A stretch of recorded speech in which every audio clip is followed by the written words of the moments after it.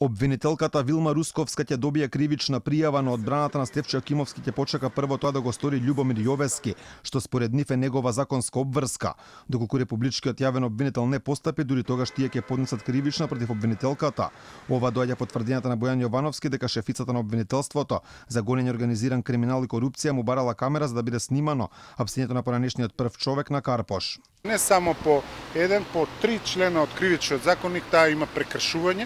Значи имаме нејзино влијание на јавноста, нејзино влијание во предметот, имаме сето она кој што дури вие медиумите го направивте паралелата со случајот на господинот Љубе Бошковски, е и слична и во овој случај, а секако имаме и класична злоупотреба на службена положба. Адвокатот Цветковски вели дека од претходно било јасно дека кривичните пријави како ипотезите на обвинителката Русковска биле политички мотивирани и темпирани во моменти на жешки политички случувања во Македонија. Не случајно беа отварани истраги за господин Стефчо Јакимовски дури во фаза кога се едноставно бореше со карцином, и тоа го знае од тие мерки кои што ги има водено против него. Секој апсење и секоја нова истрага на господинот Јакимовски беше поврзана со некој голем политички процес во државата. Тоа беше референдумот, тоа беше председателските избори, парламентарните предвремени избори.